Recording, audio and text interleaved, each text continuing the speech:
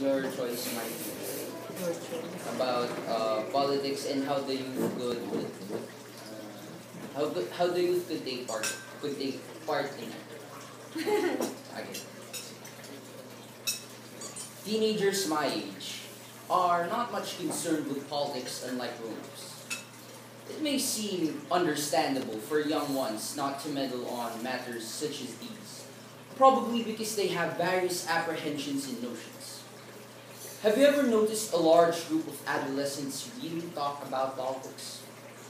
When I mean politics, I don't simply mean those shallow gibberish campaign ads or the catchy jingles you hear during the elections.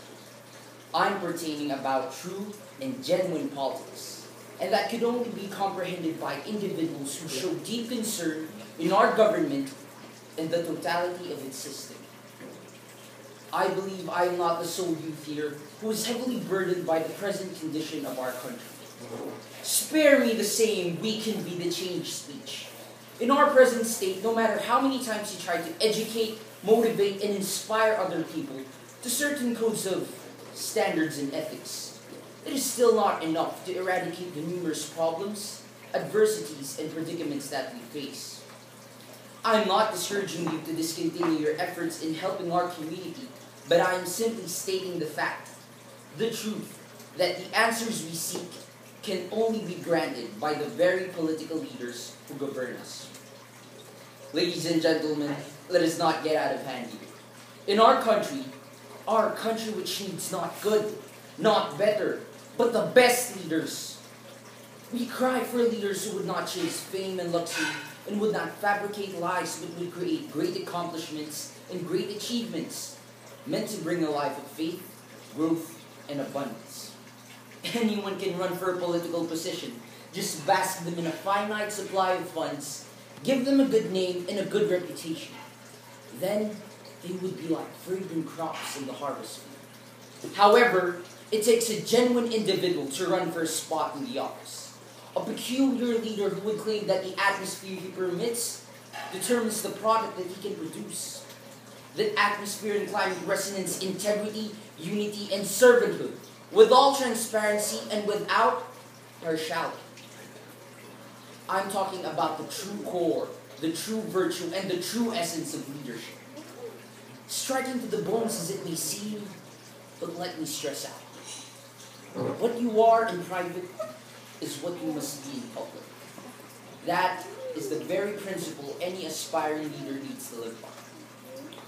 We cannot truly see the masks worn by political figures, and one does not simply distinguish a corrupt politician from a righteous official. But like a mirror, their actions would reflect the present state of the nation. If poverty is affluent, then so is corruption. I would attest that the first step to progress is to acknowledge the incurred errors and wrong choices from the past, which was our own doing in the first place. Who elected the people in power? Was every vote that was cast well thought of? Where is our dignity and pride to say we built a nation we have dreamt of out of one single vote? Be apprehensive and responsible. Voting has to be exercised with wisdom and conviction. Inculcate in your minds that ignorance of the law excuses no one. Intolerance of the present will create a mediocre future. I understand that it is peculiar for a person my age to speak about this topic. That is just plain stereotype. And even though most of the students at my age do not share these prevalent issues, I refuse to be like them. As I age, I grow. I think, I observe, and I do. And based from what have been evidently seen and heard, there are a lot of things yet to be done. Namely, educating the people regarding the responsible choice of public servants, eradicating an impeachment of corrupt officials in the current administration, and lastly, to have the appropriate campaign to present publicly the aspiring political leaders. In doing so, people would be optimistic to make an extra attempt to elect leaders which would carry the traits of a Filipino, born out of an immortal seed. I would like to first address the people who are within the legal age to vote. Many are unaware of this, but did you know that the destiny of the Republic rests in your hands? True enough, today's choice, your choice, is my future. Our very own future, and even in the next generation. Without you, there would be no basis for the structure of the Philippines in the first place. Without you, the government is worthless, and without you, we would still be under colony, deaf, mute, and blind, who cry for change. Don't ever think that you are powerless against the governing authority, because it is the people who paid for their seats. It is their duty to serve in return. All I ask is this: the people would use their minds in choosing a fitting leader, knowing that the rest would matter to the kind of nation we are heading. Any fool can vote, but it takes a wise man to elect. Next, let us be cautious in choosing our leaders. Let us not hesitate to report prevalent cheating. As a part of exercising one's right to vote, let us question them, examine their intentions, what they could bring to the table, and if they would live up to their word. Let us not be intimidated by their power.